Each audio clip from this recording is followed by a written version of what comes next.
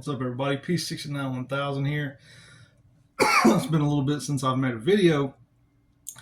Uh, been having a crazy work schedule here lately. I don't think I've made a video in like a month. I just haven't had the time, but always trying to get onto the regular schedule of uploading at least once every weekend. So I'm going to try to get back to that. Sorry for being away for a month. But I got a fun one for you guys today. Today we're going to do Creepy Alabama. So this one should be fun, and let's get into it.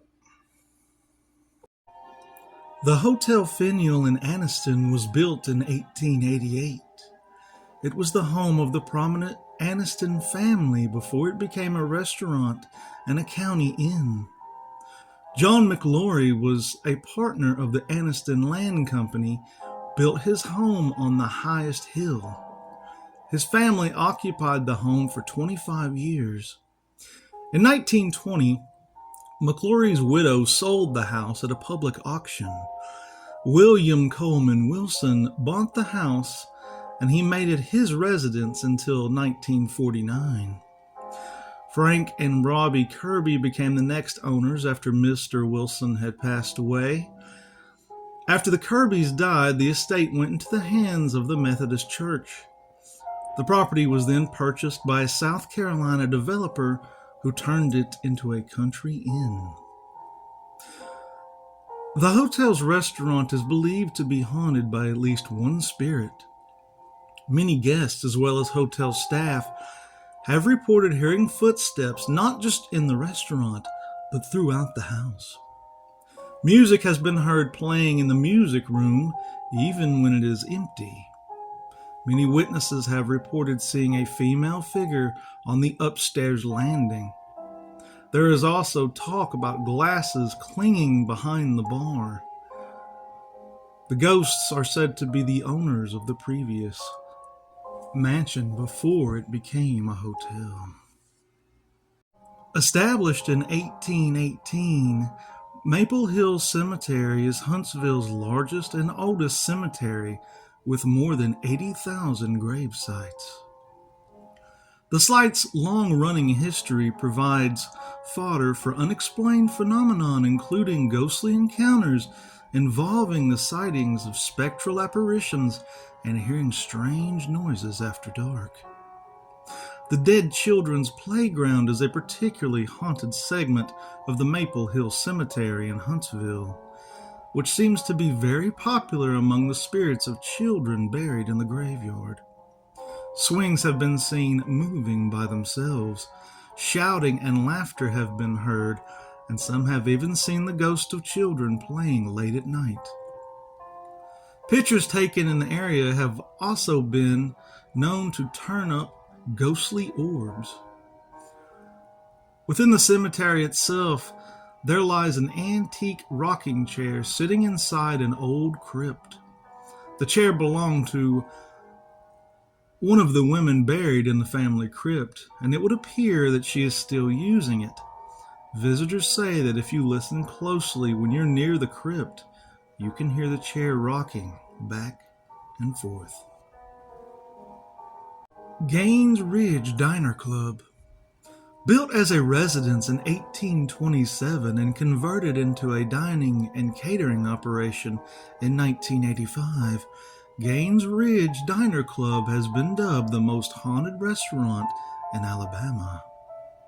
Co-founder Betty Gaines Kennedy has described hearing a voice call out her name while working there one night. The cook, and the only other living person there at the time, says that she heard it too, but the voice wasn't hers. Kennedy recounts in a video for an Alabama's Ghost Trail tourism promotion, "It's not a ghost story, it's a ghost truth," she says. People say they've seen a female apparition floating outside the windows at night. Others have spotted what appears to be a spindly spirit that some say is an early resident, War of 1812 vet, and Methodist circuit preacher Ebenezer Hearn. In Gaines Ridge's early days, Kennedy and her sister, restaurant co-founder Hayden Gaines Marsh, regularly smelled pipe smoke upstairs when no one had been there. Then there's the time Dinners and a server heard what sounded like someone falling in the bathroom, hard enough to make the door shake, only to discover that no one was inside and nothing had fallen off the walls. Frequent sounds of a baby crying may or may not be connected to the tragic crib death of a Gaines ancestor in the historic house, which has been in the family since the 1890s. There are many haunted places located throughout Alabama, including historic homes, cemeteries, restaurants, hospitals, and more. But one of the state's most haunted places is Fort Morgan, a historic masonry star fort that's located along the Gulf Coast at the mouth of Mobile Bay, Alabama. The construction of Fort Morgan began in 1819 and was completed in 1834. Its unique star shape made it much easier to defend. When Fort Morgan was built, it was considered to be the finest example of military architecture in the New World. During the Civil War, Fort Morgan experienced heavy fire. While the Battle of Mobile Bay took place, the Union set the fort on fire. The historic battle resulted in many deaths on both sides. Fort Morgan has definitely seen its fair share of ghosts. One of the most haunted areas of Fort Morgan is the old barracks. In 1917, a prisoner committed suicide by hanging himself in the barracks of the fort. Since then, many people have reported hearing him cry during the late night hours. Also, during the Civil War, a bomb went off on the roof, killing many men. These men can still be heard screaming at night. The ghost that many people are most familiar with is the one that belongs to a young woman. This woman was attacked sometime during the 19th century, and according to local lore, she still roams the Fort Morgan looking for her attacker. All she wants is justice. The Red Lady of Huntington College. The Red Lady of Huntington College in Montgomery has changed somewhat over the centuries. What was once a benevolent yet inquisitive lady in red who quietly roamed a residential hall transformed over the years to a rather vindictive apparition who invokes fear and apprehension from those who she visits. The story began when Huntington College was located in Tuscany, where the school was chartered and established as a Tuscany Women's College in 1854. One night, after lights out, the girls on the upper floor of the residency hall, Sky Alley, noticed a glowing red light emerging throughout the cracks under their doors.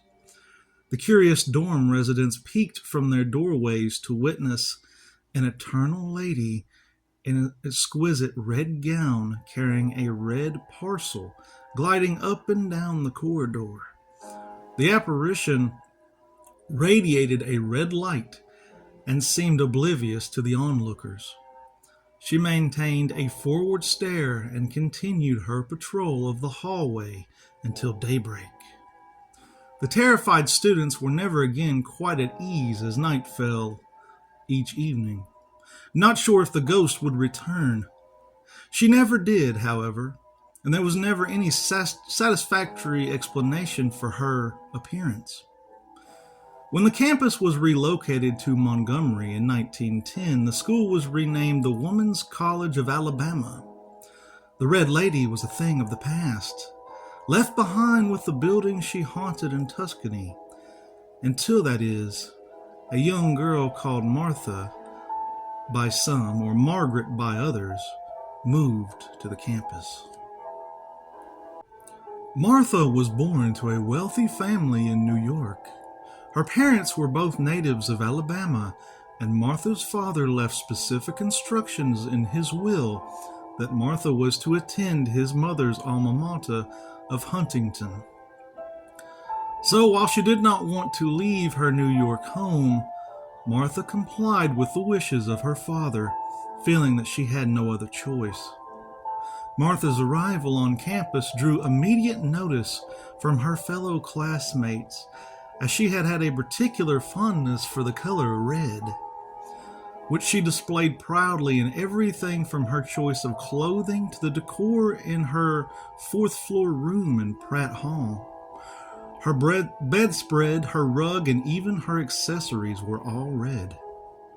Always an outsider on campus, Martha did not make friends easily. Some might even say she actively discouraged her classmates whenever they attempted to befriend her. She was, after all, a New Yorker at heart, and she was not ready to call Alabama her home. She was also a shy girl, and some, having heard she was wealthy, could have easily mistaken her shyness for disdain.